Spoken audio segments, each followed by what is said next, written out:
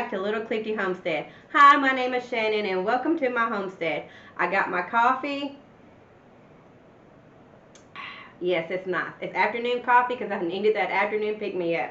We are in the kitchen today. It's been a long time since I got to bring you back in my kitchen. Don't look at my kitchen because my kitchen is a mess. It is a mess everywhere because we finally had a break in the rain and I've been outside working and now we're bringing in fruits of our labor, just a little bit of harvest, not a lot, not enough to really do anything with, but also too, you know, we just been out there trying to manage the weeds. The weeds have overtaken us and it's been a chore, and you've seen on my other videos how hard it's been. But today I'm bringing you back in the kitchen. We got our aprons. We're going to put our aprons on, so go grab your apron. Let's get in the kitchen and get to working. The garden is my favorite place, being outside. My second favorite place is the kitchen. I absolutely love to be in here. I feel like this is my love language. Fixing food, baking food, cooking is my love language. Whenever somebody's sick or injured or something, that's always the one thing I can do. I don't know how to help them. I can't, you know, do a lot, but I can cook them a meal or bake them some bread or something like that. And that is I feel like part of a ministry that God has given me. But that's also a love language that God has given me. And I absolutely love in being in the kitchen and cooking. So today we have one of the things that part of our harvest, part of our, you know, bringing it all around in the circle of life on the homestead is we have a cow butchered every year. And we got our cow butchered and they called us, and so we went. We thought we had a whole big stand-up freezer, empty, ready for it. We thought that was going to be enough. It wasn't.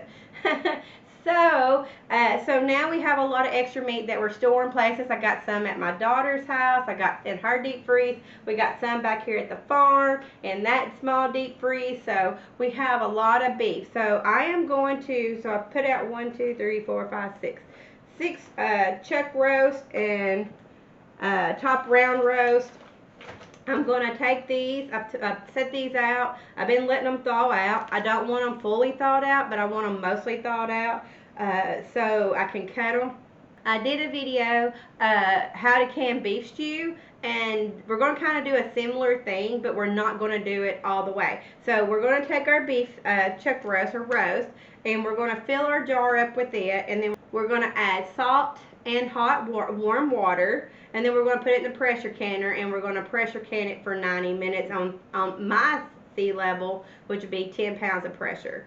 So we're going to do that first, and then my husband was out running homestead errands this morning, aka he went to go get chicken feed, and he stopped at the Amish Farm Center, and they had cherries, sweet cherries, and look how beautiful these are. So he picked me up 3 cases of cherries. I have never canned or done anything with cherries, so I'm excited about that. He bought me a cherry pitter, so I got the cherries and then I got a cherry pitter. He did buy me that because he's like, I got you cherries, and I was like, if you don't have a cherry pitter to get those pits out there, and I was like, it's gonna be miserable. So anyway, so he got that.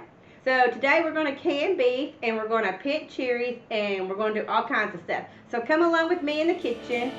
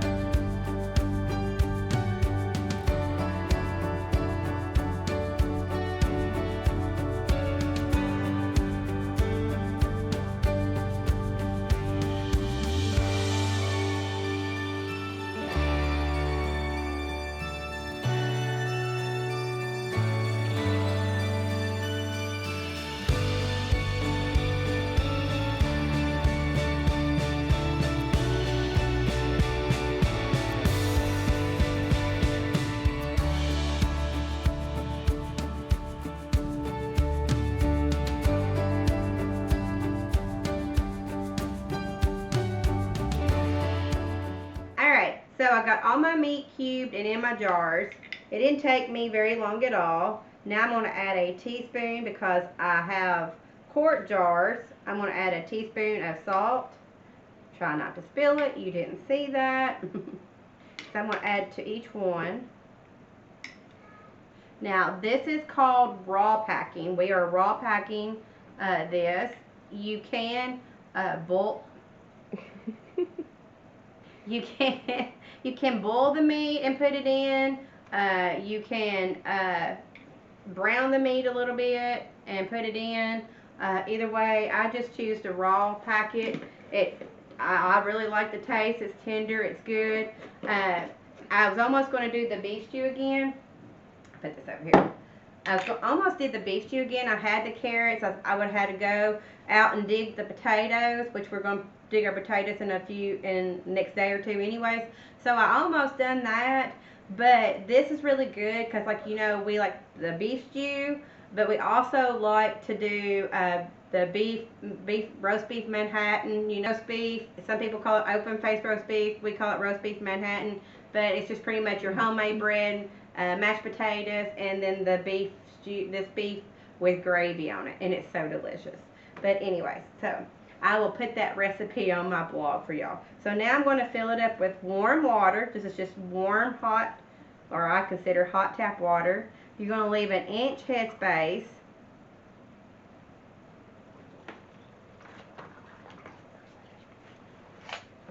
And then you're going to take a straw, or I'm using a metal straw, but I have a thing about close the end, and you're just going to get all the bubbles out.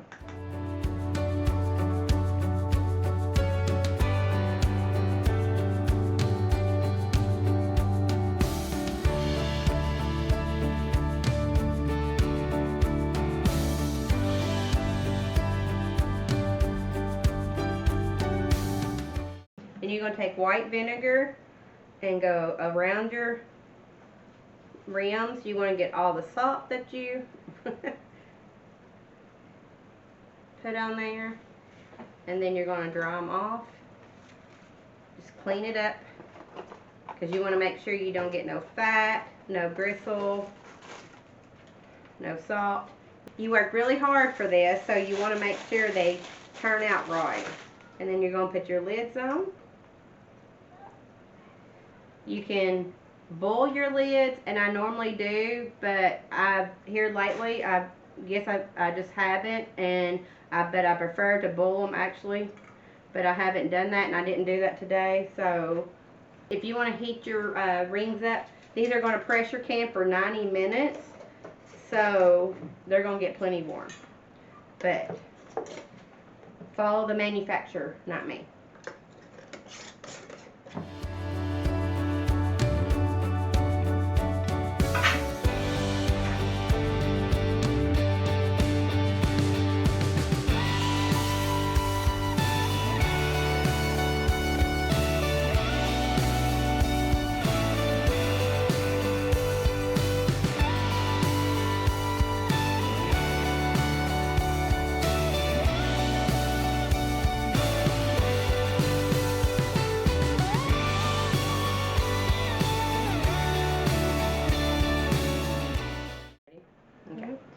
Alright, so we got the pressure cannon going. We got the beef in there. We got the pressure cannon going. We got everything cleaned and disinfected, because I'm big on that. My little helper here, who has attacked the cherries, he didn't know if he liked cherries or not. Now they taste like grapes from Walmart. He absolutely loves these sweet cherries. So now, while that's working and we're in the kitchen, so since we got 3 boxes, we're going to go ahead and de-pit these. We'll probably just pit these tonight and then put them in the refrigerator, and we'll probably work on them tomorrow. Because after we get all these pit, we'll probably be exhausted. So, yes, go ahead. So I'm going to just pull the green stems off, and he's going to pit it.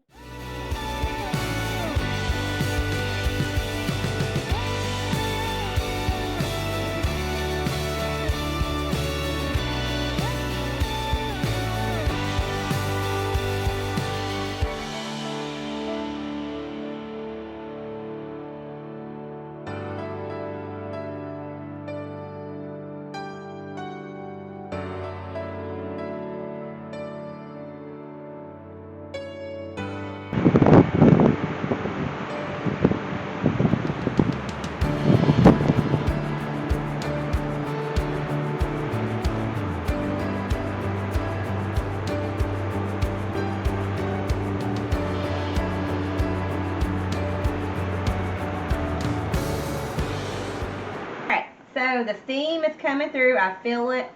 So you can see it on the microwave. How hot. So it's blowing really good, a good steam stream. So I set my timer for 10 minutes and I'm going to let it steam out for 10 minutes.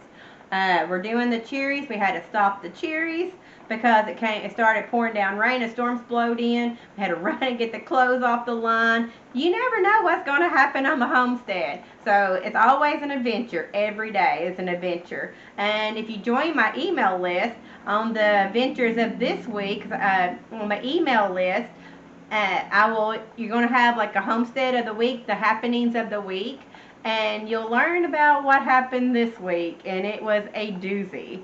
So go to my littlecliffyhomestead.com, and that's where my blog recipes and all the other little good treats and stuff, some of the stuff that we sell in our store, and then you can sign up to be on the email list. So go do that. We're going to sit back, watch the rain, drink my cup of coffee, then we're going to get back started on our cherries.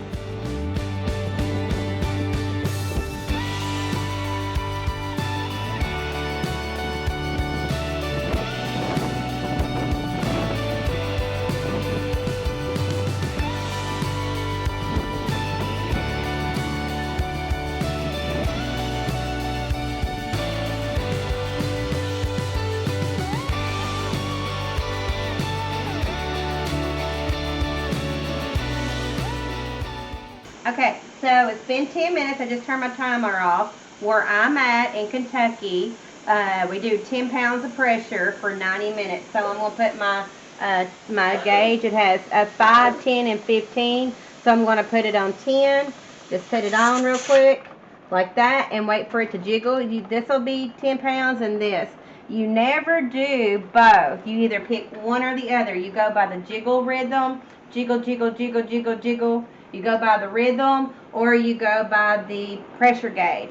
I always go by the pressure gauge because I like the pressure gauge better. But also too, you can take it to your local extension office in your town, and they will test your gauge for you to make sure that it's at the right place. Even if you get a brand new canner, you need to have it tested to make sure it's on the right pressure gauge. That is what you're supposed to do. So usually if you don't use it all year long, if you store it and then you take it back out and you only use it for like 2 months out of the year, you probably want to take it to your extension office and get it tested to make sure and get it recalibrated to the right pressure. So, but I use my pressure canner all the time. So I take it about once every 2 to 3 years. I took it last year when I got the new canner, got it recalculated, got it right on pressure. So, and because I leave mine out most of the year because I can probably I pressure can 2 times a month at least, if not more. So when I empty out, this does 14 jars, 14 quarts. So when I empty out at least 7, if not 14 quarts of jars, when I empty them out, I'll get them back out. I'll fill them back up with something. There's never empty jars here until about March. In March we quit filling up the jars back up. All right, so here we go. We're at 5 pounds of pressure already, and we're just going to let it climb, and then we're going to calibrate it to keep it at 10 pounds of pressure. Okay, so it is now at 10 pounds of pressure and it's climbing. So I'm actually going to take the heat back just a little bit of notch, because I want it to stay right here. And I'm going to set the timer for 90 minutes, for an hour and a half. So here we go. So now we have 90 minutes. We're just going to babysit this. We're going to sit over here and do the cherries. Are we going to have any cherries left? So we're going to go drink our coffee, have some good family quality time, because there's nothing better than preserving food for your winter and for your family, and getting to do it together as a family and chit chat and talk. It just makes it so much better. So you ready for some family quality time? Cherries. Hitting the cherries, not eating the cherries. All right, here we go. Okay, so it's day 2. Last night was a late night. We de-stemmed all of the cherries, so that was 60 pounds of cherries that we de-stemmed. We probably got 20 pounds of those pitted and ready to go. But we got wore out. It was after 7 o'clock. Nobody had supper, and we had some hangry kids. So we stopped, cleaned everything up, and fed the family, and just called it a night. I took my beef stew meat out and let them sit over here undisturbed for 24 hours. So since they've rested overnight, I have cleaned them off. I took, actually, with it being grease, I took I took some dish soap and a wet rag with dish soap and washed over the jars. Now I'm now I am labeling them. Can you tell I'm tired? And we still got a full day ahead. But anyway, so I'm labeling them beef stew meat, and then I'm putting the date because it's June 2025. So that's what we're doing now. And then we got the kitchen cleaned. So all the dishes are done, ready to make some more dishes. I got everything cleaned and wiped and sanitized. So now that we are ready to start canning again. You always want a good clean kitchen before you start canning, because you want everything to be as sterile and clean as possible, because you work way too hard for little critters to get in there and run your, and that's bacteria, by the way, run your jars.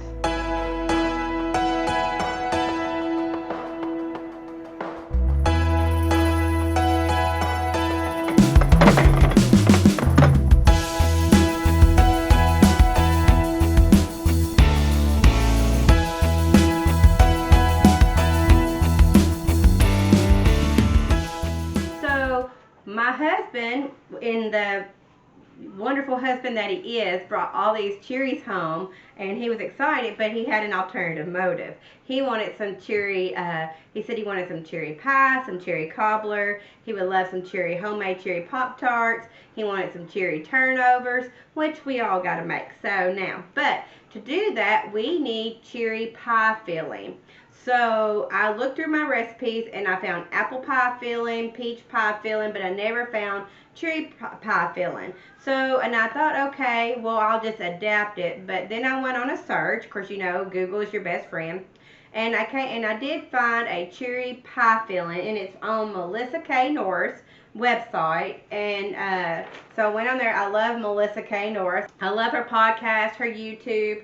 I have several of her books. So I know it's a good recipe. So that's what we're going to follow today. Anyway, so what she's saying, ours is fresh. This is for fresh or frozen cherries, since ours is fresh. We are actually going to take 6 cups and put it in boiling water and let them boil for 1 minute, and then put them back in a pot with the lid to keep them warm. And then while we're doing that, we're going to make the syrup, and that has water or juice, sugar, clear gel, that's optional, and lemon juice. That's all it is. It's just cherries, water, or cherry juice. I don't have cherry juice, so we're going to use water. Sugar, clear gel, and lemon juice. I love knowing all my ingredients that's in here. So let's get started.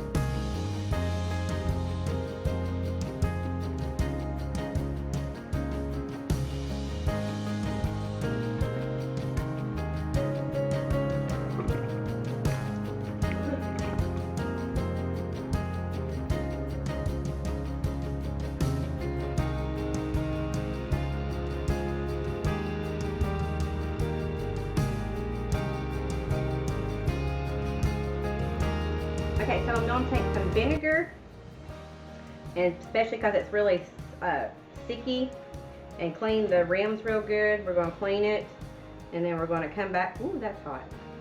And then I'm going to come back and dry them off, and then I'm going to come back and touch it with my finger to make sure we got it all. Hey guys, I am so sorry.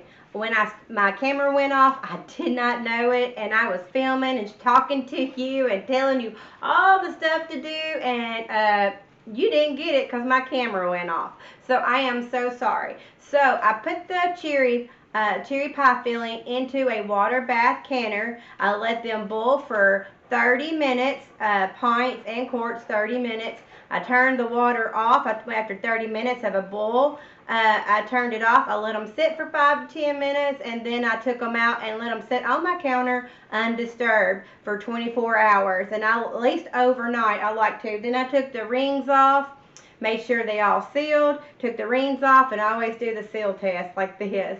But anyways, then I took vinegar, washed the jars, and I put them up for the whole year. Now I have wonderful, delicious cherry pie filling. Look how wonderful that looks.